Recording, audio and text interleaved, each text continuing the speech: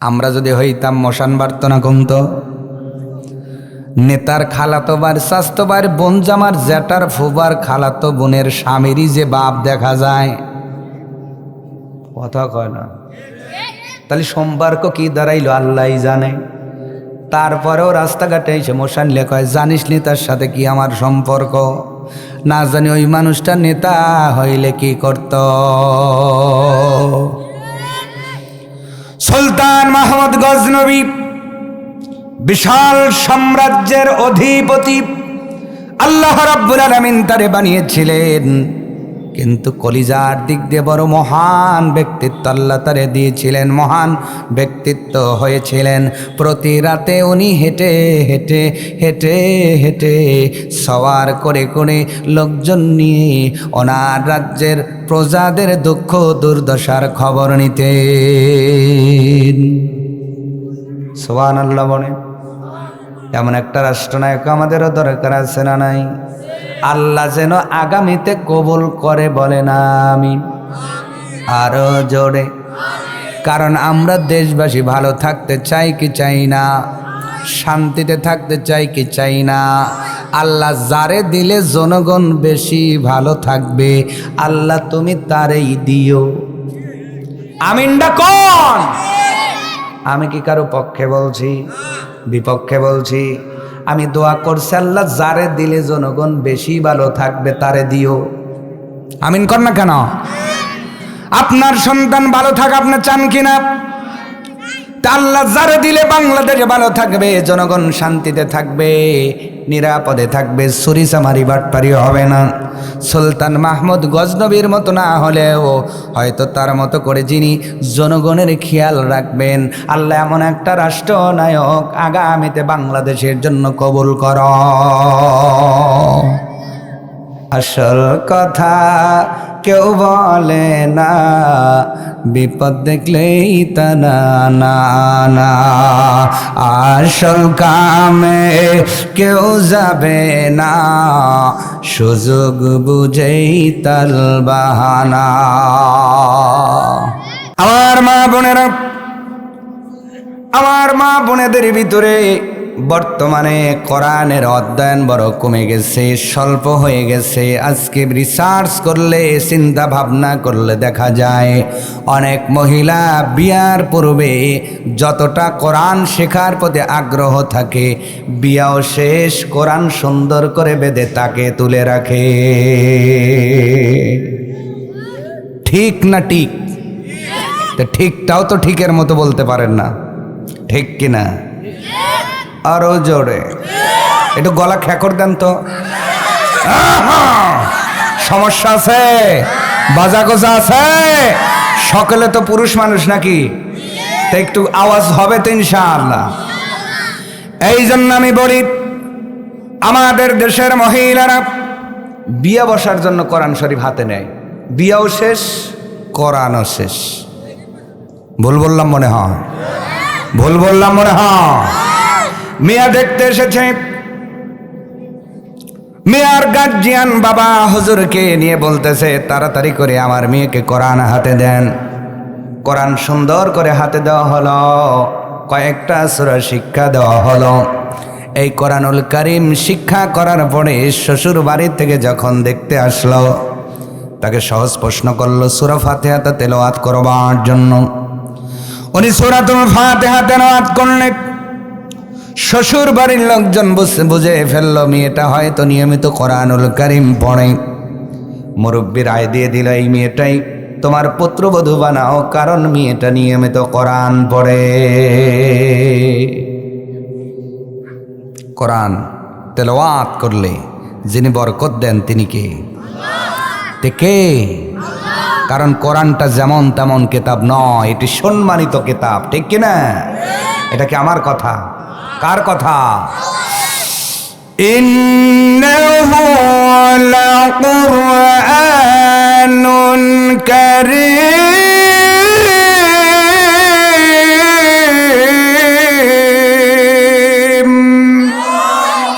আমার আল্লাহ তাআলা ডাক দেন, এমন একটা কিতাব যেই কিতাবটা বড় সম্মানিত, এর সাথে যে লেগে থাকে সেও সম্মানিত হয়। এই কিতাবের সাথে অল্প দামি কাপড় লেগে থাকার কারণে ওই কিতাবটাও ওই কাপড়টাও আমাদের কাছে সম্মানিত হয় কি হয় না? যেই রেহালের উপর রেখে এই কোরআনুল কারীম তেলাওয়াত করা হয়, বাংলাদেশের বাজার অনুযায়ী যার মূল্য 100 টাকার বেশি হবে না।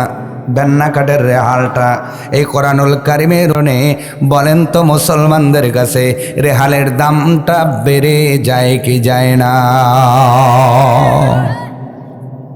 রেহালের দাম বাড়ছে কার কারণে? আসতে বলে, আবার বলেন। সামান্য কাপড়ের দামটা বাড়লো কার কারণে?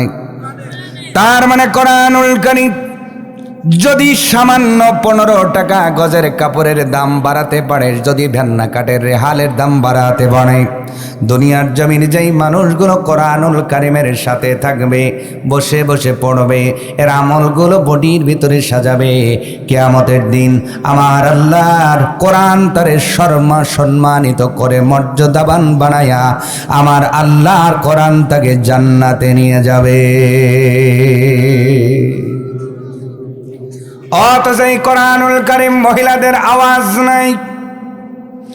আজ থেকে 40 বছর 30 বছর আগে ইতিহাস, অতীত ইতিহাস খুলে দেখেন তো, আমাদের এই অঞ্চলগুলোতেও এই যে দাড়ি পেকে গেছে, চুল পেকে গেছে, আমার এই চাচা ওনার স্ত্রীগুলো সকালবেলা সূরা ফাতিহা পড়তো, এরপরে সূরাতুল বাকারার 7টা আয়াত তেলাওয়াত করে এরপরে ঘরটা ঝাড়ু দেওয়া শুরু করতো।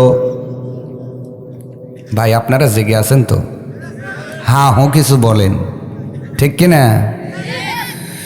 এই কারণে অল্প কামাইয়ের মধ্যে বরকত যিনি দিতেন তিনি কে? সুখ যিনি দিতেন তিনি কে? 14টা ছেলে মেয়ার পরেও গন্ডগোল লাগতো না। আপনার তাদের সুন্দর করে মানুষ করে বিয়া পর্যন্ত দিয়েছে, স্যার কোনো টেনশন নাই। আজকে শুধু আপনার আমার পরিবারের মধ্যে কোরআন তেলাওয়াতের অভাব হওয়ার কারণে কামাই বেশি হয় কিন্তু শান্তি নাই। শান্তি পেতে হলে ঘরের মধ্যে কোরআনের তেলাওয়াত দরকার, আছে না নাই? মনে রাখবেন, যেই ঘরের স্ত্রী নিয়মিত কোরআন তেলাওয়াত করে তার স্বামীর কামাইয়ের মধ্যে, রুজির মধ্যে আল্লাহ 10 গুণ বরকত ঢেলে দেয়। তাহলে স্ত্রীদেরকে কোরআনওয়ালা, তেলাওয়াত করেনেওয়ালা বানানোর দরকার, আছে না নাই? যুবক যারা বিয়ে করো নাই, কারা বিয়ে করো নাই, কারা দেখি তো যুবক, কারা হাত দেখাও তো, টান টান। মাইকালা ভাই বিয়ে করেন নাই, তাহলে এই মাইকে প্রচার করবো? হ্যাঁ, হাত নাবা। তাহলে যখন বিয়া করবা আগে জিজ্ঞাসা করবা কোরআন জানে কিনা, ঠিক কিনা? কিন্তু আজকে তা দেখার টাইম নাই। সারা গাঁও কাইলে শীত কবাইলে গোড়ার মতো খালি মুখটা ফর্সা, আটা সুন্দরী দেখে যুবকরা তো রাস্তায় হাট ফেল করতেছে,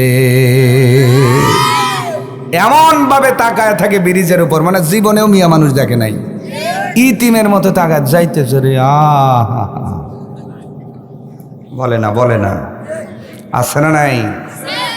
তো কন্যা, আপনাদের কন্যাগুলোকে কোরআন শিক্ষা দেন।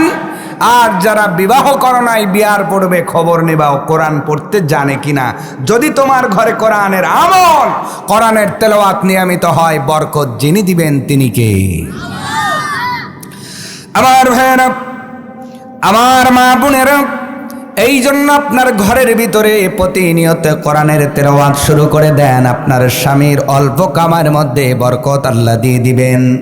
সন্তানগুলো মানুষ হয়ে যাবে, সন্তানেরা বেপথে যাবে না, রাগ করবে না।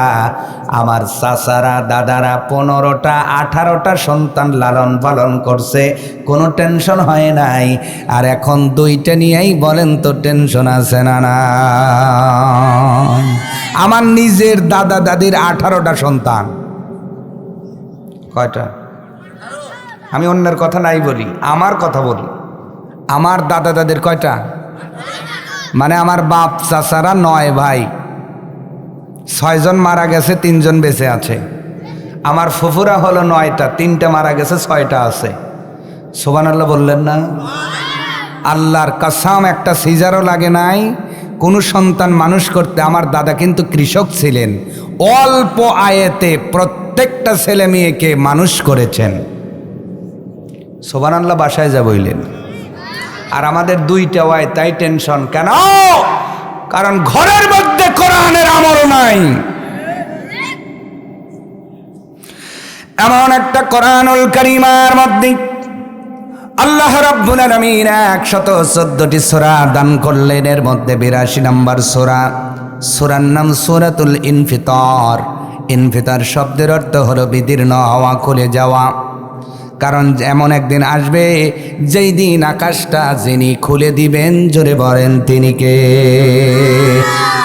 এই জন্য এই সূরার আয়াত শুরু হয়েছে ইজাস সামাউ ফাতারাত। যখন আকাশ বিদীর্ণ হবে, খুলে যাবে, আসমান ধীরে ধীরে নিচের দিকে আসবে, এই ইনফিতার, এখান থেকে সূরার নামকরণ করা হয়েছে। সুবহানাল্লাহ বলে। এই সূরার 6, 7, 8, 9, 10, 11 আয়াত পর্যন্ত আজকের আলোচনা হবে ইনশাআল্লাহ। যদি আপনারা থাকেন, না থাকলে আলোচনার কোনো দরকার। আপনারাই বলছেন নাই, মনে হয় বেঁচে যাব ভাই, রাত যখন 12 মৌলানা আলোচনা ছাড়ো। আমার ভাইয়েরা, দাওয়াত দিয়ে নি মসজিদের মধ্যে ওই যে খাওয়াইয়া হোয়াইয়া রাখছেন, হতাইতে হতাইতে আমি তো একবারে ওদাইয়া গেছি। ওদাই না বোঝেন? ওদাই না বোঝেন? তে আসলাম সকাল সকাল, দিলেন তো বিকাল বিকাল, ওয়াজার করব কি ভাই? একটু ভালো করে বোঝেন, আমি ভূমিকা দেই না, কারণ এনেছেন যেই জন্য ওইটাই করা লাগবে। আমার ভাইয়েরা, 82 নম্বর সূরার 6 নম্বর আয়াত আমার আল্লাহ ডাক দে বলেন, ইয়া আইয়ুহাল ইনসানু মা গররাকা বিরাব্বিকাল কারীম।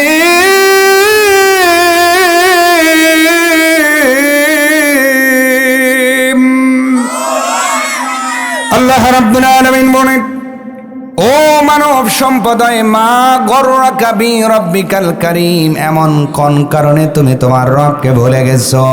আমার আল্লাহ তাআলা এখানে ঈমানদার বলে ডাক দেন নাই, মুমিন বলে ডাক দেন নাই, মুসলমানদের ডাক দেন নাই। আমার আল্লাহ সাধারণভাবে প্রত্যেকটা মানুষদের ডাক দে বলতেছেন, ও মানব জাতি, বলো তো দেখি এমন কোন কারণে তুমি তোমার রবকে ভুলে গেছো? ইন্টারোগেটিভ সেন্টেন্স আল্লাহ দিয়েছেন, প্রশ্নবোধক চিহ্ন। আল্লাহ তাআলা ডাক দিয়ে বলেন, এ পৃথিবীর মানুষ, কোন নেশায় পড়েছ, কোন মত্তে মাতাল হয়েছ, যার কারণে তুমি তোমার রবকে ভুলে গিয়েছ? বলেন তো, আমাদের মধ্যে রবকে ভুলে যাওয়ার লোক আছে না না? এখন যদি বলি ইশারের নামাজ কে কে পড়েন নাই, হাত দেখান তো। মান কি থাকবে?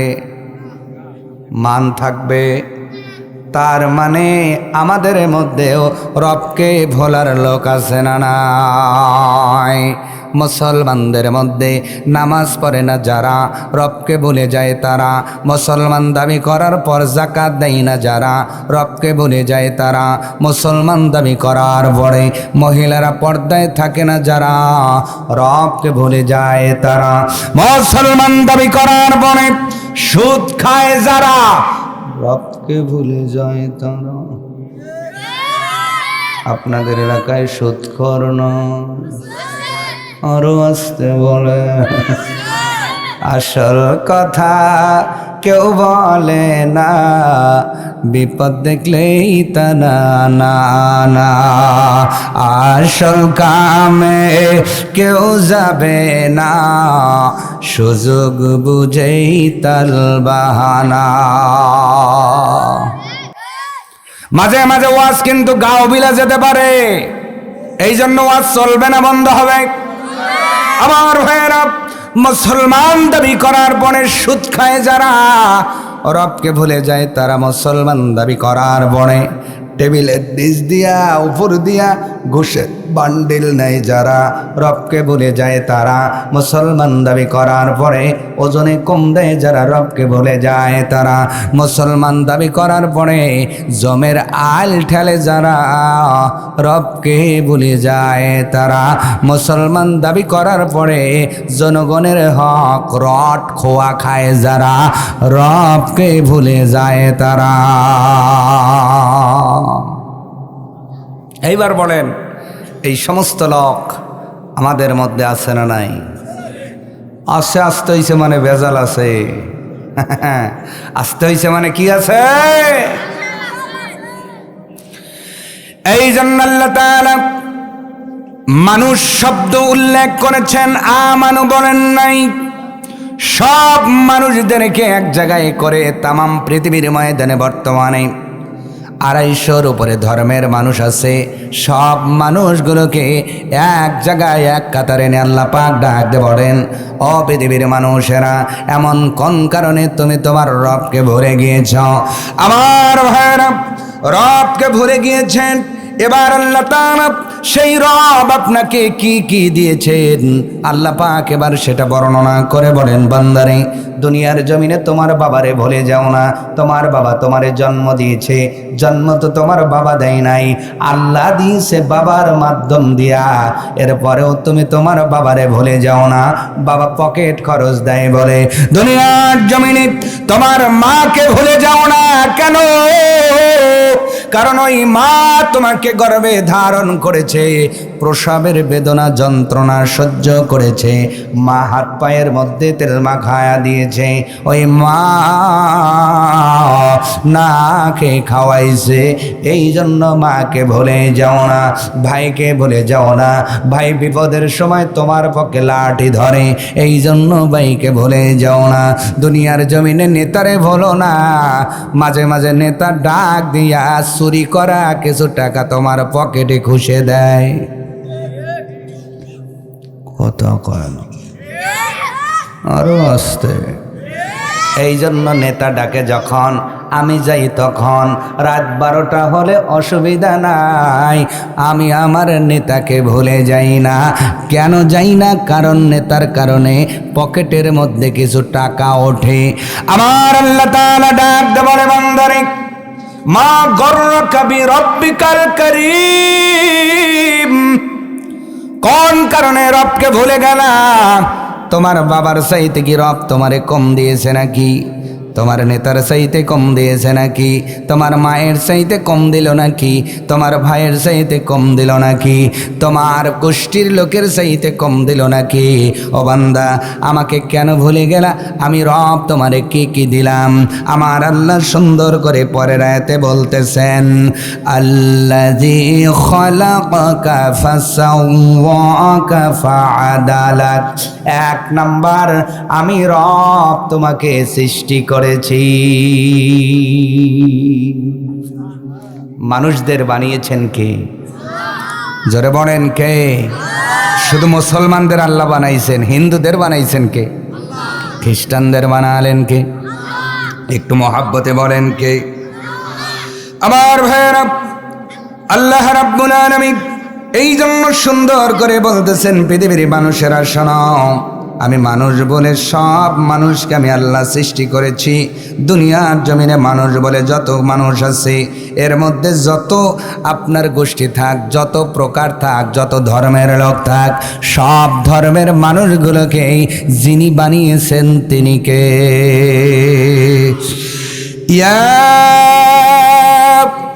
আইয়ুহান নাসু উবুদু ربكم الذي خلقكم والذين من قبلكم لعلكم تتقون। আল্লাহ রাব্বুল আলামিন এখানেও মানুষদের সম্বোধন করে বললেন, ইয়া আইয়ুহান নাস, ও মানব সম্প্রদায়, উবুদু রাব্বাকুম, সেই রবের গোলামি করো, দাসত্ব করো। আল্লাযী খলাকাকুম, যিনি তোমাদের সৃষ্টি করেছেন। আল্লাযীনা মিন ক্বাবলিকুম, শুধু তোমাদের সৃষ্টি করেন নাই, আদম নবী থেকে শুরু করে আজ অবধি যতগুলো মানুষ এসেছেন সবগুলো মানুষকেও সেই রবই সৃষ্টি করেছে। সুবহানাল্লাহ। আমাদের সৃষ্টি করলেন কে? কেমন করে সৃষ্টি করলেন? প্রশ্ন আছে না নাই? হুজুর বলেন, আল্লাহ কেমনে সৃষ্টি করেছেন একটু বলেন না। এই কথা কি আমি বলবো? কে বলবে? আমার আল্লাহ তাআলা বলে, বান্দারে শোনো, কেমন করে আমি আল্লাহ তোমাদের বানালাম। পাহাড় বানানোর পূর্বে কসম করি নাই, নদী সৃষ্টি করার পূর্বে কসম করি নাই, সাগর সৃষ্টি করার পূর্বে কসম করি নাই, আমি আল্লাহ আসমান সৃষ্টির পূর্বে কসম করি নাই, তবে মানুষ সৃষ্টির পূর্বে 4টা কসম করেছি। সুবহানাল্লাহ। ওয়াত-তিনি ওয়াজ-জাইতুন, সুবহানাল্লাহ বলেন। وطور سينين وهذا البلد الأمين।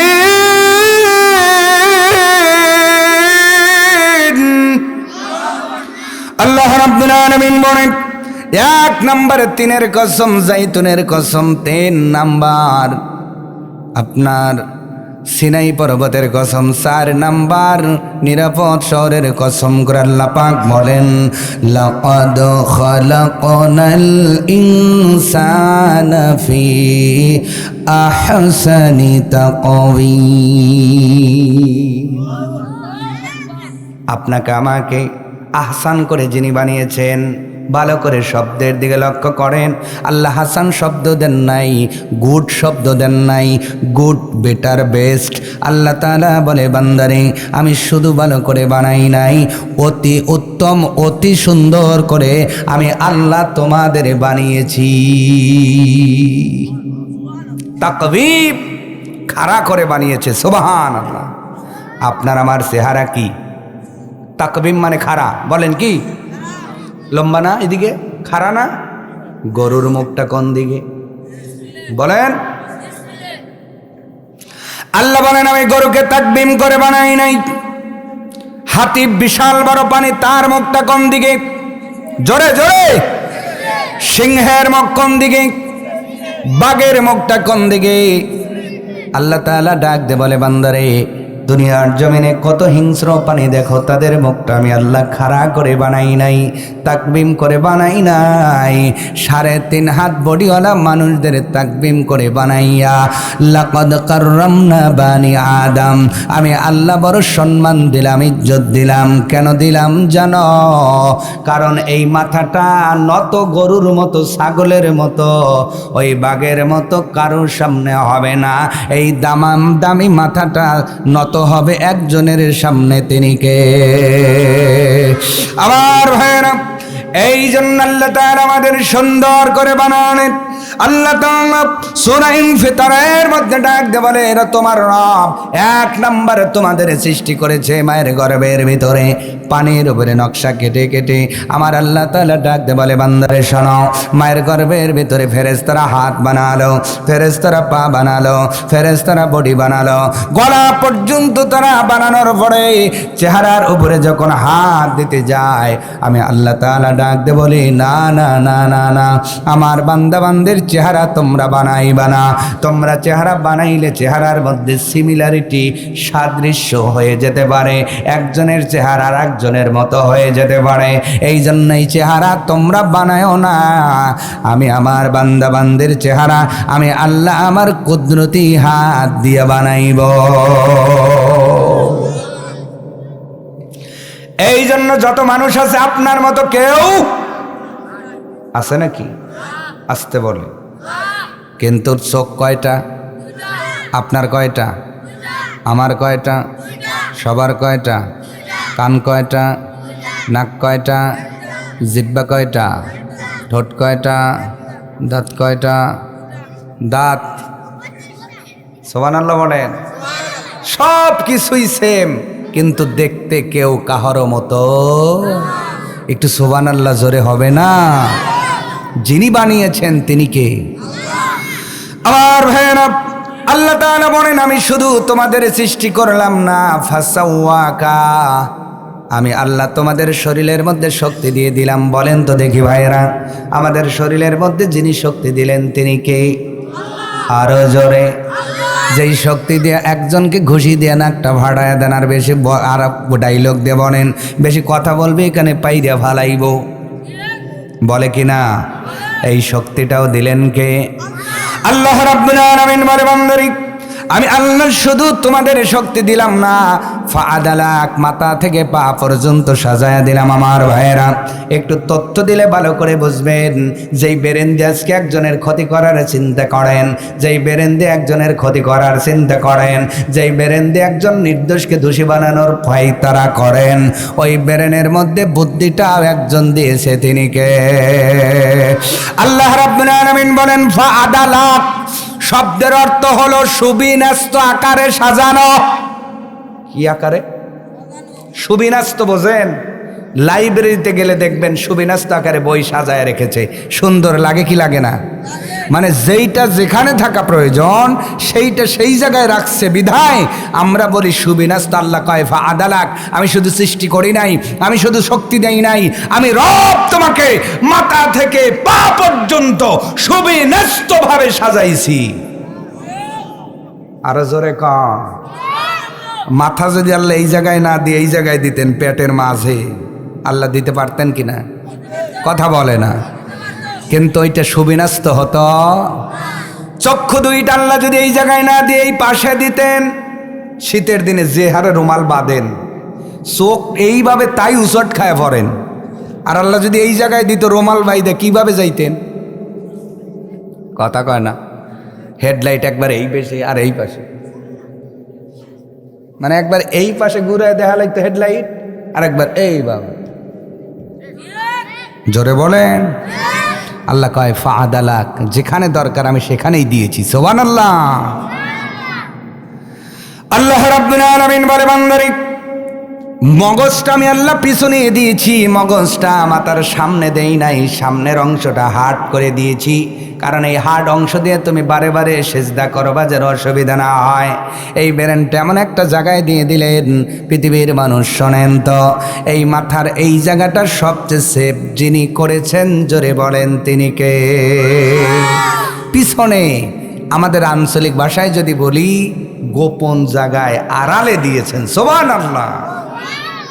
শুধু কি তাই, ব্রেনের কার্যক্ষমতা কত জানেন? কম্পিউটারের হার্ড ডিস্ক 33 লক্ষ হার্ড ডিস্ক এক জায়গায় করলে যত গিগাবাইট মেগাবাইট হয়, আল্লাহ একটা মানুষকে তত পরিমাণ ব্রেন ফ্রি দিয়েছেন। আরো আসতে বলেন। তার মানে আপনি যদি শুধু ব্রেনের দাম আল্লাহকে চুকাতে চান, 33 লক্ষ কম্পিউটার কিনে দেওয়া লাগবে। টাকা আছে তো? কথা কয় না।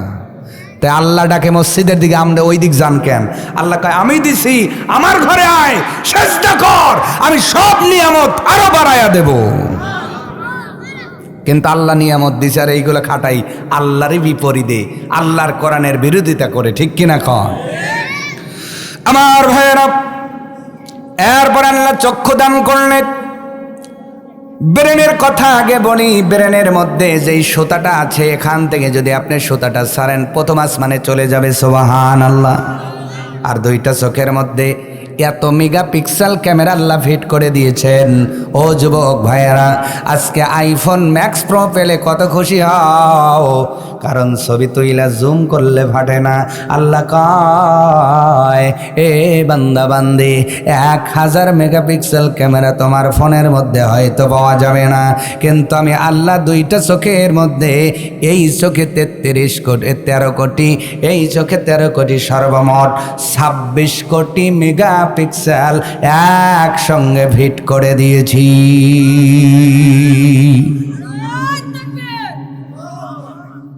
ওই যে মেগাপিক্সেল বুঝছে তো এই জন্য তাকবির দিছে, চাচারা বোঝে নাই এই জন্য তাকবির দেয় না। সুবহানাল্লাহ খান। তার মানে আপনার 2 চোখ 1 টাকাতে 26 কোটি জিনিস ক্যাপচার করার ক্ষমতা রাখে। সুবহানাল্লাহ। বাসায় যা শোয়ার আগে বললেন, এখন পকেটে রাখেন। কয় কোটি? 1 দেখায়। আপনার চোখ আমার চোখ 26 কোটি জিনিস ক্যাপচার করার ক্ষমতা রাখে। কি ওই সাইডে কি হয়েছে এত? আমার ভাইয়েরা, এরপরে আসেন না, এরপরে কি আপনাদের খারাপ লাগে নাকি? নিজের মধ্যে আল্লাহ কত দৌলত দিয়েছেন আজকে শুনে যান। এরপর এর নাম কি?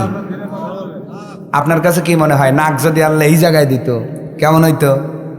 প্রত্যেকবার খাওয়ার আগে বলা দেখলো নাক সাপ দেখো তো সুকানা বাসি, তারপরে মুখে, ঠিক না? এমনি তো জল পরে কাপড় চোপড় নষ্ট হইলে স্ত্রী খালি খালি বুড়ো হয়ে যায়, খাইবার লেগে পোশাক করছে কি আছে না নাই? আর যদি নাকটাই জায়গায় আল্লাহ দিত, ফাদালাক হতো না, সুবিনাস্ত হতো না। প্রত্যেকবার খাওয়ার আগে লোক মানিয়ে বলা লাগতো নাক সাপ দেখো তো সুকানা বাসি। নাক সাপ যখন বলতো না সমস্যা নেই, এরপরে মুখে দেওয়া লাগতো। সুবহানাল্লাহ। কি হবে? আপনি নাক নিয়ে ঘুমান। নাক যে কত বড় সম্পদ, যার ঠান্ডা লাগছে সেই বোঝে, বাসি খাবারের কাছে গেলে বোঝে না। এমন কি ছেলে পায়খানা করছে তাও গন্ধ লাগে না, কথা কয় না। আমি বুঝেছি সেই দিন এই নাকের মধ্যে পশম আল্লাহ দিছে না ভাই। আমি মনে করেছি আল্লাহ মনে হয় এইটা অপ্রাসঙ্গিক দিয়েছে না। আমার বাড়িতে আমি একটা গাড়ি চালাই, বাইক চালাই, ছোট্ট রাস্তা ড্রাইভ করার জন্য চলাচল করি। গাড়িটার নাম হলো আপনার ডিসকভার 125। গাড়ি বার হয়ে গেল, আমি নিয়ে গেলাম মেকারের কাছে। মেকার আমাকে বলল হুজুর এই যে আপনার গাড়ির ফর্মটা বের করে দেখালো নষ্ট হয়ে গেছে, এই জন্য আপনার গাড়িটা বারবার লাগে। আমি বললাম এই ফর্মের কাজ কি?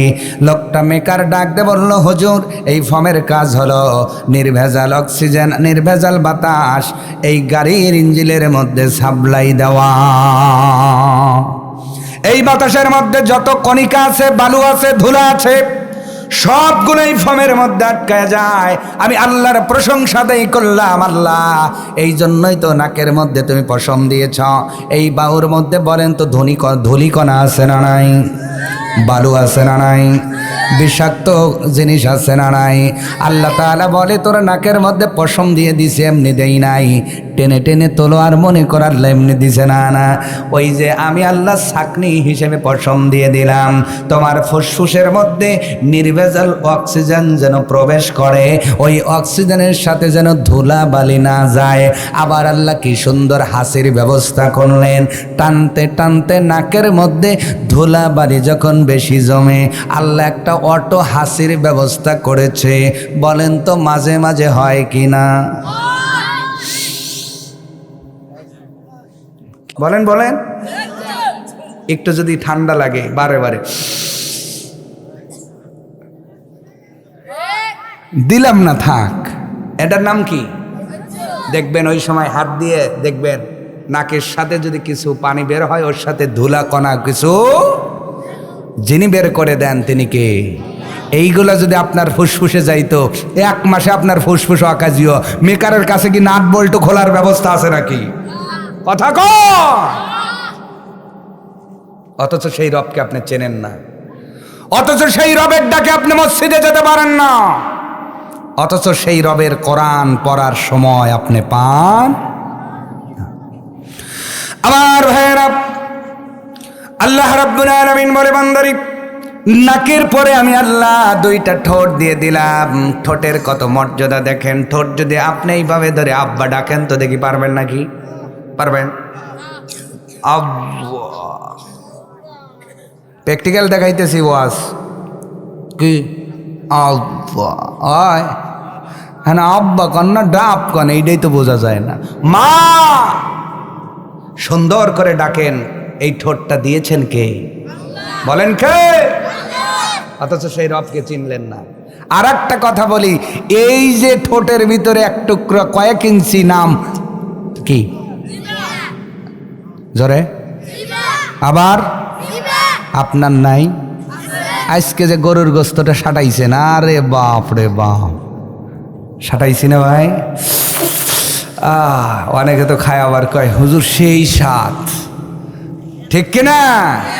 স্বাদ যে আপনি স্যাটিসফ্যাকশন হলো, আপনার যে ভিতরে একটা তৃপ্তি হলো, যেই তৃপ্তিটা পেলেন খাওয়ার পরে, তৃপ্তিটা যেই অঙ্গটা দিল, অঙ্গটার নাম কি বলেন? দিয়েছেন কে? কয় ইঞ্চি বড়? 3.5 হাত। মাত্র কয়েক ইঞ্চি জিহ্বার ভিতর আল্লাহ কত স্তর দিয়েছেন। ব্রয়লার মুরগি খেলে ব্রয়লার মুরগির স্বাদ, প্যারেল খেলে প্যারেলের স্বাদ, টাইগার খেলে টাইগারের স্বাদ, লিয়ার খেলে লিয়ারের স্বাদ, সোনালি খাইলে সোনালির স্বাদ, খাসি খাইলে খাসির স্বাদ, গরু খাইলে গরুর স্বাদ, মোষ খাইলে মোষের স্বাদ, উট খাইলে উটের স্বাদ, দুম্বা খাইলে দুম্বার স্বাদ আছে না নাই? একটু পরে আবার মাছ খাইতেছেন, ট্যাংরা খাইলে ট্যাংরার স্বাদ, পুঁটি খাইলে পুঁটির স্বাদ, পবদা খাইলে পবদার স্বাদ, বোয়াল খাইলে বোয়ালের স্বাদ, কই খাইলে কইর স্বাদ, রুই খাইলে, কাতল খাইলে, সিলভার খাইলে মেলে স্বাদ মেলে? জিহ্বা কয়টা? কতটুকন? সব কিছু আপনাকে সেন্স করে বলতেছে না এইটা পুঁটি মাছ, এইটা ট্যাংরা মাছ, এইটা পদ্মা মাছ, এইটা বোয়াল মাছ, এইটা শোল মাছ, এইটা গজার মাছ। আল্লাহু আকবার। এবার এটাও খাইলেন, জানুনি খাইতে গেছেন তো, বড় লোক মানুষ সব খাওয়াইতেছে, এইবার আনতেছে মিষ্টি। কি? একটার নাম রাজভোগ, গোপালভোগ, চেনি চম্পা, এরপরে আছে মোহনভোগ, তারপরে আপনার কি কাটারি আছে না নাই? সব খাইলেন, তারপরে আবার দেয় দই। কি দিছে ভাই? বগুড়ার দই আর উল্লাপাড়ার দই মিল আছে? এরপরে আবার সলপের গোল। কিসের গোল?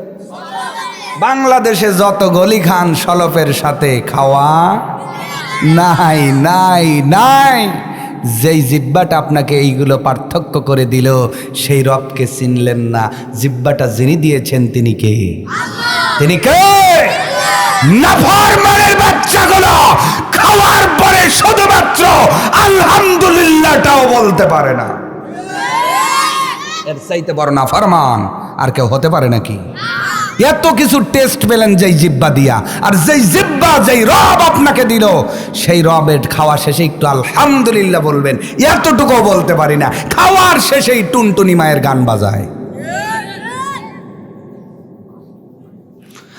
আমার ভাইয়েরা, আল্লাহ পাক বলেন, আমি শুধু তোমাকে সুঠাম সুন্দর এবং শোভনাস্তা আকারে সাজায় দিলাম না, যতটুকু এসেছি হয়তো এখনো বাঁচা যায়, এরপরে ধীরে ধীরে নামলে তো আমার সময় করবে না। ভাইয়েরা খুব ভালো করে বোঝেন, আল্লাহ রাব্বুল আলামিন বলে, বান্দারে ফি আই সূরাতিম মা শাআ ওয়াক। জোরে বলুন আল্লাহু আকবার। আল্লাহ পাক বলেন, আমি শুধু মাথা থেকে পা পর্যন্ত সাজায় দেই নাই, আমি আল্লাহ তোমাকে একটা স্বতন্ত্র চেহারা দিয়েছি, নিজস্ব একটা চেহারা দিয়েছি, নিজস্ব একটা আইডেন্টি দিয়েছি। সুবহানাল্লাহ। দুনিয়ার জমিনে গরুর মতো গরু আছে না নাই? এই জন্য গরুর ভোটার আইডি কার্ড নাই। কি নাই? দুনিয়ার জমিনে ছাগলের মতো ছাগল আছে না নাই? এই জন্য তার পাসপোর্টও নাই। দুনিয়ার জমিনে উটের মতো উট আছে না নাই? এই জন্য তার সিজারের কার্ড নাই।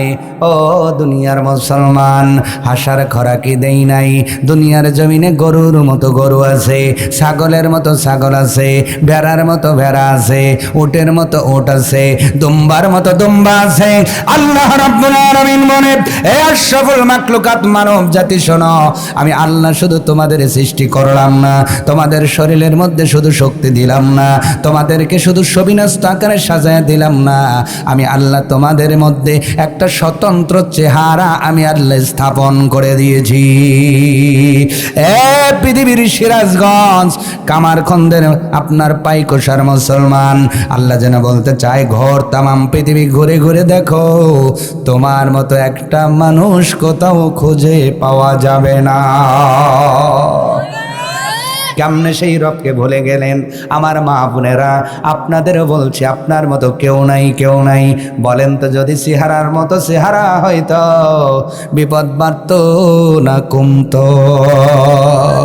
কাঠটা কে নিয়ে যাইতো আল্লাহই জানে।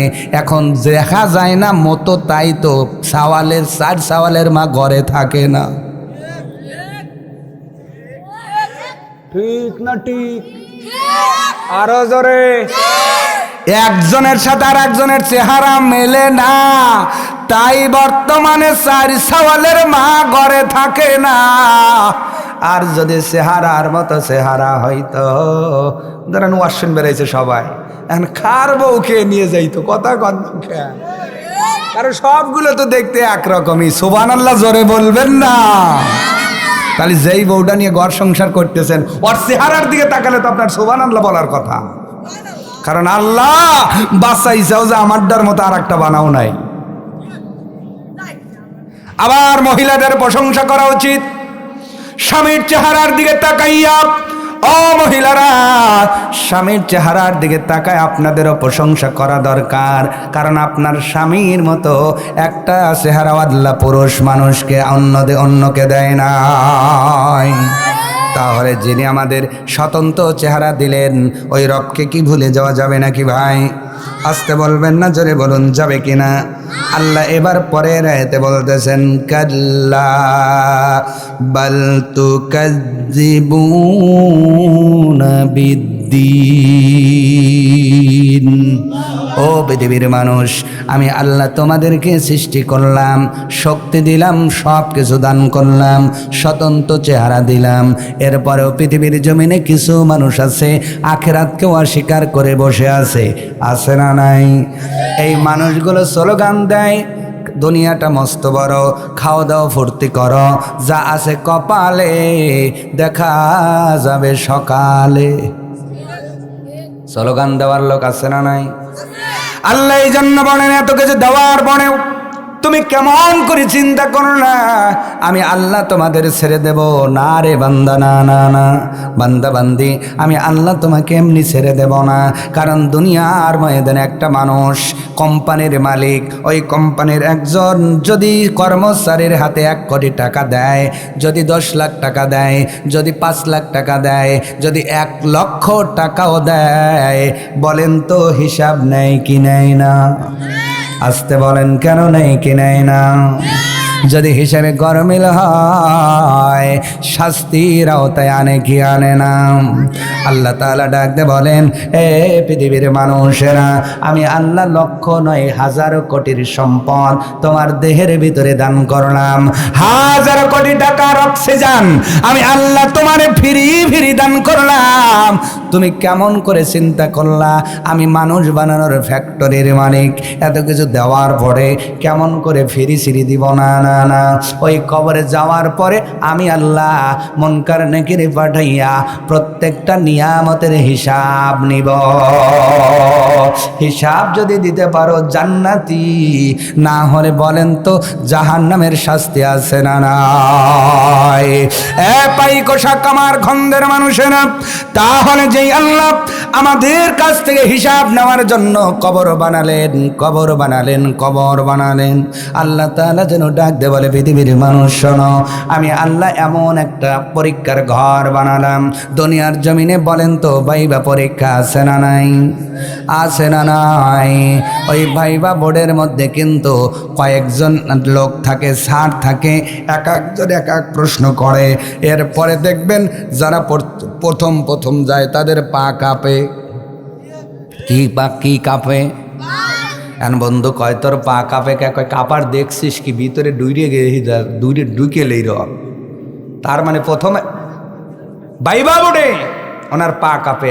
আমি যেই দিন কবরে যাব, আপনি একক পরীক্ষার্থী, বাইবাতে আসবে দুইজনের এক্সটার্নাল, তার নাম হলো মুনকার নাকির।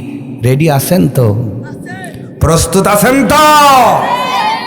হয় আসেনি তো সুদ খায়া, ঘুষ খায়া, বেপরদায় থাইকা, আইল ঠেলা, সগল করি কইরা, মিথ্যা কথা বাটপারি কইরা, ঠিক কিনা?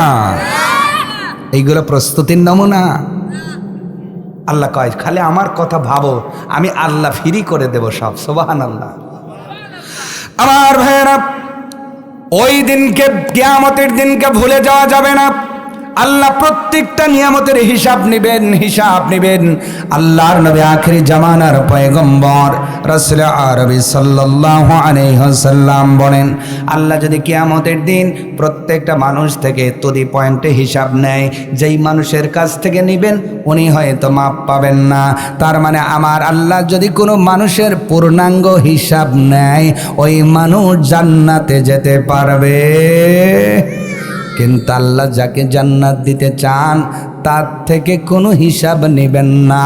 হিসাব নিলেও ইয়াসির, সহজ হিসাব নিবে। আমার ভাইয়ের, এই জন্য এই দিনকে ভোলা যাবে না। আল্লাহ রাব্বুল আলামিন এবার বলেন, ওয়া ইন্না আলাইকুম লাহাফিজিন।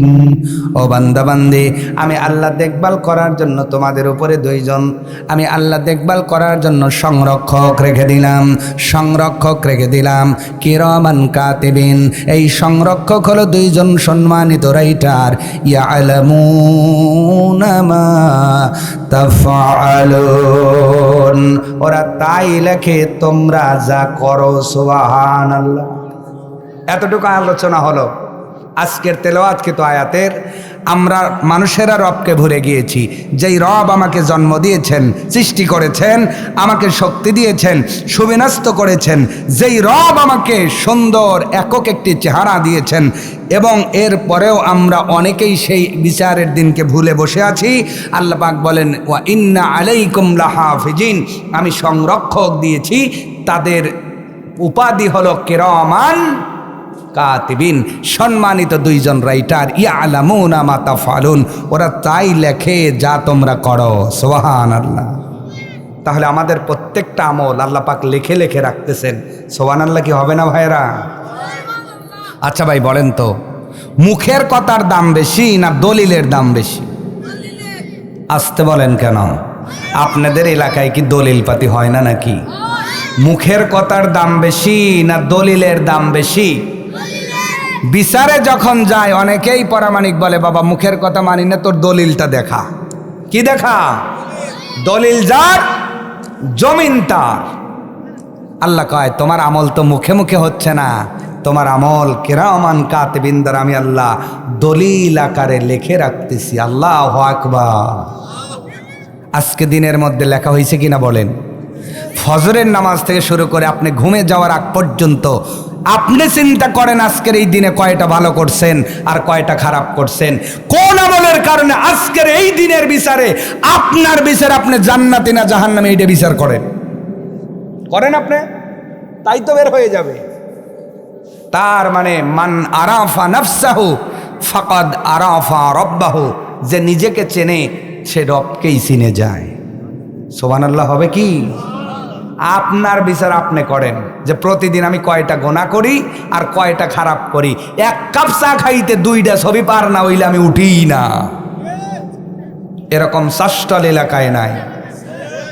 আবার মাঝে মাঝে ইন্টারভেল দিয়ে নামাজেও যায়।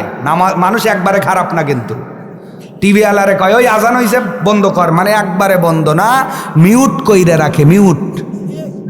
আবার আসরের নামাজ পড়িরা আল্লাহর কাছে একটু কান্নাকাটি কইরা, আল্লাহ জান্নাত দিও, আল্লাহ বুড়ো হয়ে গেছি, দাড়ি পেকে গেছি, দেখতেছি রে, কান্নাকাটি কইরা যা। আবার শাসটালে বইসা চা নিয়ে কইবার সার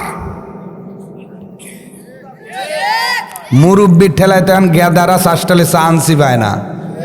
এই জন্য গেদারাও একটা কায়দা করে লিছে, ওয়াইফাই না থাকলে ডাটা বইরা গাটায় গলিতে ধালি ধর ধর মার মার টিট টিট টিট, কথা কয় না, আছে না নাই? চাচারা দখল করতেছে স্টল, গেদারা দখল করতেছে রাস্তাঘাট। কথা বলে না, কারণ একটাই, আমরা রব থেকে দূরে চলে গেছি। আমাদের আমল যে লিখিত হচ্ছে এই ব্যাপারে আমাদের কোনো চিন্তা নাই। আমার ভাইয়েরা, লিখিত আমলের জন্য রেডি হয়ে যান।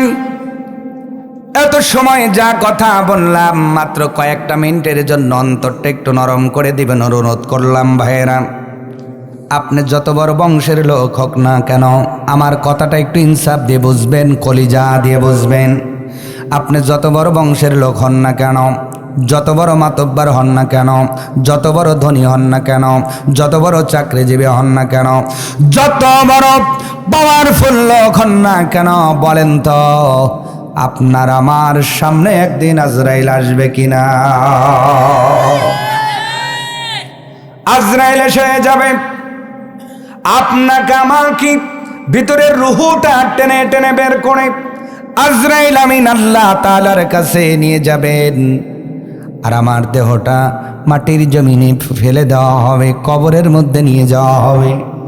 আবার ওই কবরের মধ্যে রুহুটা ফুঁকে দেওয়ার পরে বলেন তো কবরে